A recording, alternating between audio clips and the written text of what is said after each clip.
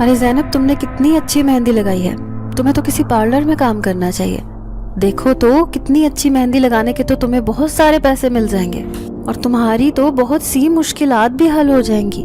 یہ جو تم ہر وقت روتی رہتی ہو کہ اماں میری خواہشیں پوری نہیں کرتی، ضرورت کے علاوہ مجھے پیسے نہیں دیتی، تو تمہاری یہ تمام خواہشیں پوری ہو جائیں گی۔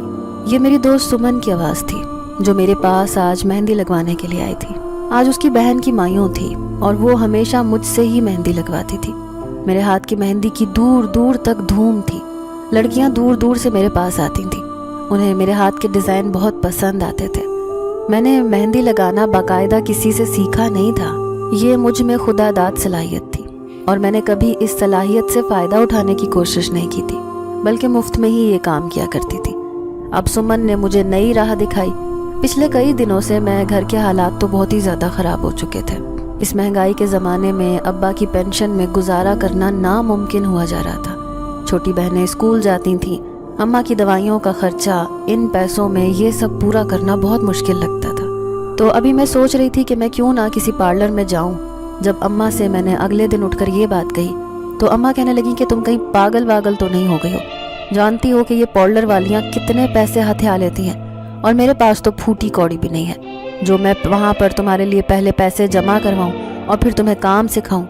میں نے اماں کا ہاتھ پکڑ لیا، انہیں کہنے لگی کہ پیاری اماں، بس ایک بار میرے ساتھ چلو تو میں ان سے بات کر لوں گی، انہیں اپنی مجبوری بتاؤں گی۔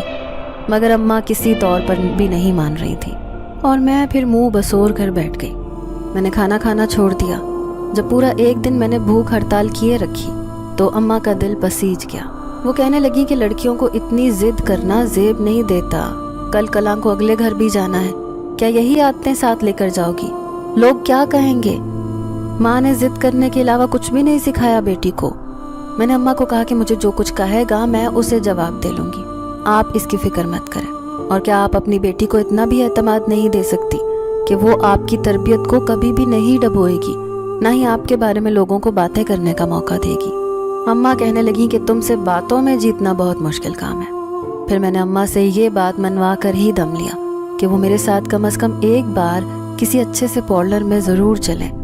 اگلے ہی دن جب میں ایک شہر کے جانے مانے پارلر میں گئی تو اس سے میں نے بیوٹیشن کا کام سیکھنے کی بات کی، تو اس نے اتنی زیادہ فیس بتا دی جو میں کبھی ادا کر ہی نہیں سکتی تھی۔ یہ سن کر میں گھبرا گئی، اپنا خواب مجھے چکنا چور ہوتا ہوا میں نظر آ رہا تھا۔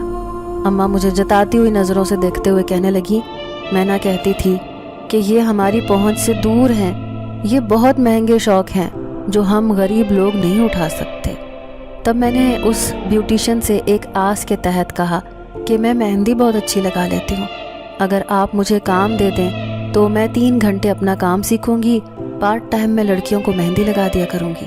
کچھ دیر تک وہ مجھے دیکھتی رہی، پھر اس نے ایک لڑکی کو میرے سامنے بٹھایا، کہنے لگی اس کو مہندی لگا کر دکھاؤ، میں دیکھوں کہ تم کیسی مہندی لگاتی ہو۔